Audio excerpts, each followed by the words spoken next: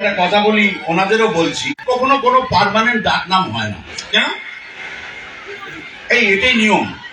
মানে একটা করে ছবি আসে, কিছুদিনের জন্য তার ডাক নামটা পাল্টে যায়। কেন?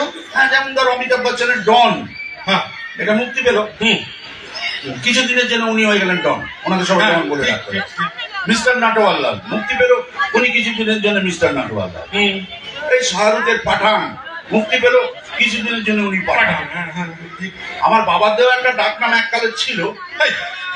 ডাক নাম ছিল, ডাক নাম তো জন্মের পর দেওয়া হয় এবং সেটা মৃত্যু অবধি থাকে। তাই তো থাকে, তাই তো থাকারই কথা। তাহলে তোকে কি বললাম, আমারও এইরকম একটা মানে নাম বাবার দেওয়া সেটা ছিল, হ্যাঁ, কিন্তু ওই একটা বাণিজ্যিক ছবি মুক্তি পেল, ব্যাস আমার ডাক নামটা পাল্টে হয়ে গেল মদনা।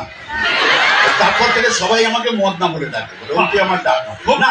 কিন্তু এই নামে আমাকে ডাকলে আমি কখনো রাগারাগি করি। আচ্ছা না, কারণ এই কথাটার মধ্যে একটা অত্যন্ত দামি কথা লুকিয়ে আছে না।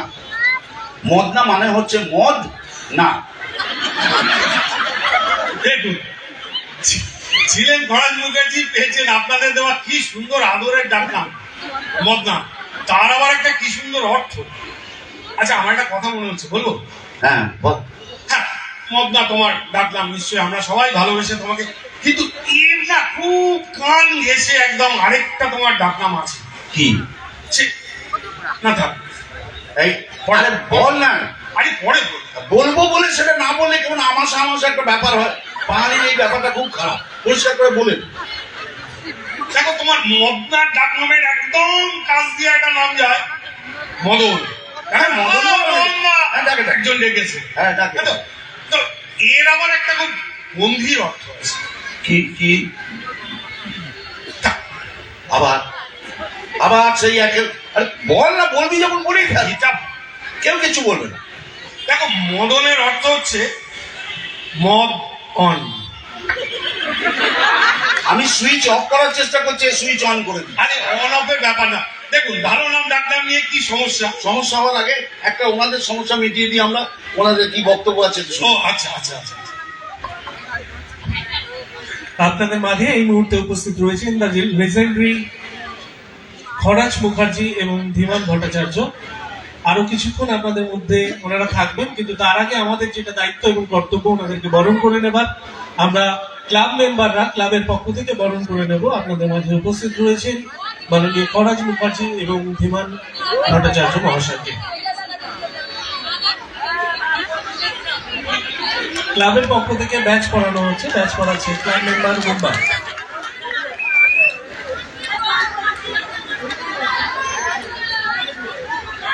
উত্তরীয় পড়িয়ে স্যারকে বরণ করে নিচ্ছে টোটন ফুলের তোড়া দিয়ে ছোট্টা।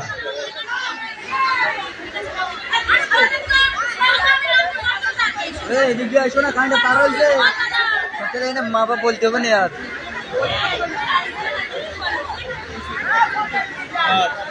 আর কানে তালা আছে এখানে।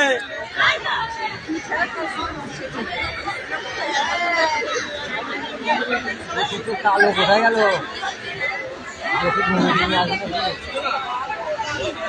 ক্লাবের পক্ষ থেকে সুমন, আমাদের ক্লাব মেম্বার উত্তরীয় পড়ালো ধীমান ভট্টাচার্য মহাশয়। ক্লাব মেম্বার অনুজ দা ব্যাচ পরিয়ে বরণ করে নিচ্ছেন এবং ফুলের তোড়া দিয়ে ক্লাব মেম্বার টোটো। অসংখ্য ধন্যবাদ। আমাদের এই ফুলের তোড়া আমি আমাদের সমস্ত মিউজিশিয়ানস এবং টেকনিশিয়ানসদের সঙ্গে ভাগ করে নিলাম, খুব ভালো লাগলো। হ্যাঁ, তো যে কথায় ছিলাম, দেখুন, ভালো নাম ডাকনাম নিয়ে কি সমস্যা এবং তার সঙ্গে 498 498 ধারা, ওই যেটা বউকে পেটালে টেটালে খায় আর। তো এটা নিয়ে একটা মজার নাটিকা, যেটা পরিবেশন করার জন্য কিছুক্ষণের জন্য ধরে নেওয়া যাক এটা একটা বিচারালয়।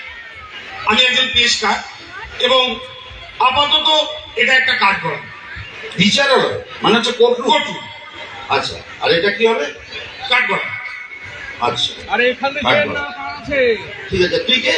পেশকার। এত কিছু যখন ধরে নিচ্ছেন, তাহলে এটাও ধরে নিন যে আমি এসব করে নেই।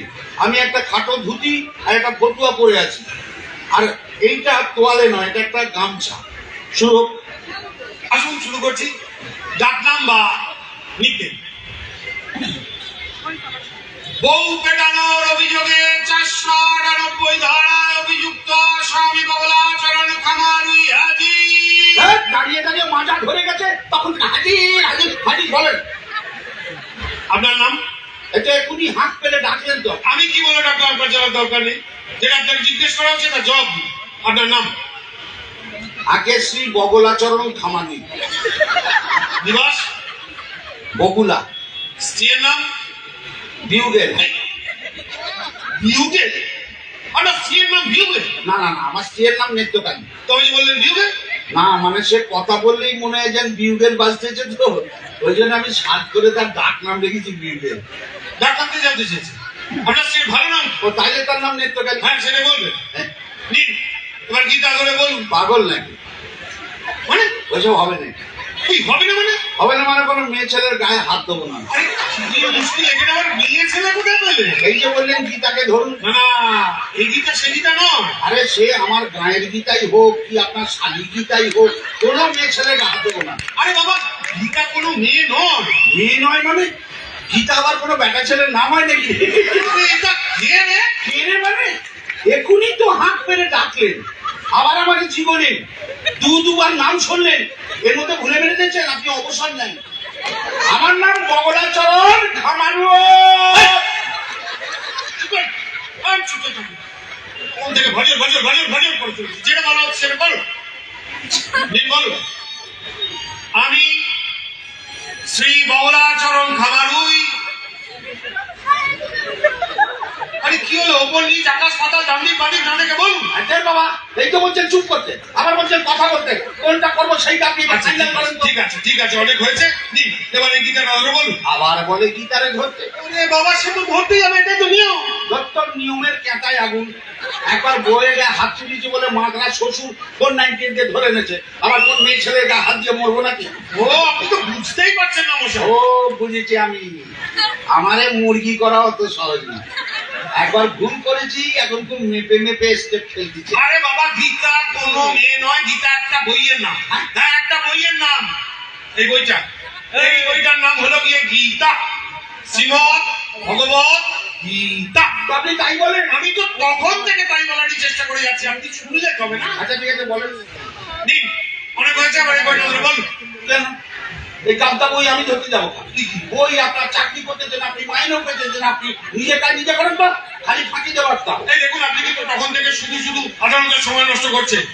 কাঠগড়া উঠে সাক্ষী দেওয়ার আগে এই বইটা ধরে আপনাকে বলতে হবে, যাহা বলিব সত্য বলিব, সত্য বই মিথ্যা বলিব না। আরে সে তো আমি অমনই বলবো, তাকে আবার বই খামচাতে হবে না। এই বিষয় যেটা বলা হচ্ছে সেটা গ্রন্থ। দেখো দেখি এই কার বই, এই জানি ওকে ধরুন ধরে বলুন।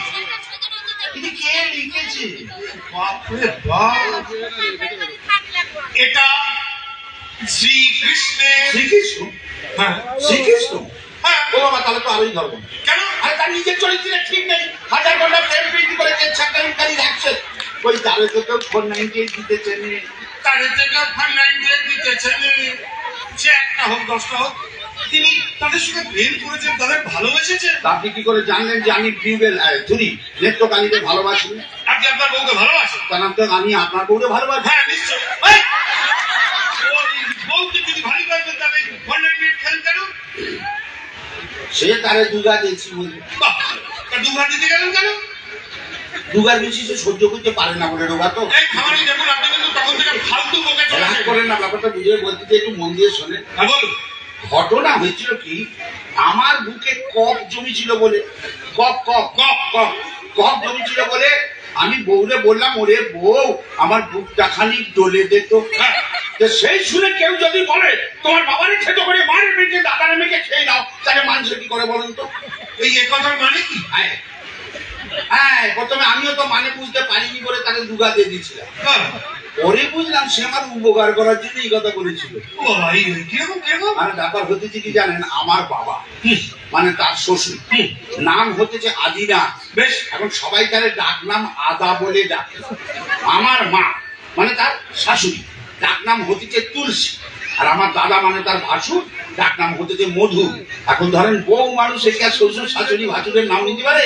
যাইতে বলছিল তোমার বাবার ছেলে করে মাঝে মেটে দাদার মেয়েকে খেয়ে নাও আর আমার বাবা বুঝলাম বুঝলেন তো বুঝলাম বুঝলেন তো হ্যাঁ, বুঝলাম। আমার মাকড়া শ্বশুর বলে না আমাদের ফোন নাই কি দিয়ে ধরি ভালো করেছে ভালো করেছে খুব ভালো কাজ করেছে বেশ করেছে কেন যারা করবার তারা করেই ফেলেছে নিশ্চয়ই বুঝতেও পারছেন হ্যাঁ এই ভবিষ্যতে আরো বড় বড় কিছু কেলে হওয়ার আগে আপনার এই বাবা মা আর ওই দাদার ডাকনামগুলো চটপট বলতেন আগে বেশ আপনি মান্যগণ লোক তাহলে যেটা বললেন সেটা তো একটা তো বাদ থাকতে হবে কি বাদ থাকতে হবে বিউগেল নৃত্যকালী বিউগেল নেত্রকালী ওটা বাঁচতে থাক ওটা বাঁচতে থাক ওটা থামানোর চেষ্টা বৃথা এই তো কথা আমার ঘরে তো একটা মাথা বাবা বউ বলে কথা বিউগেল জানেন রোজ বাজে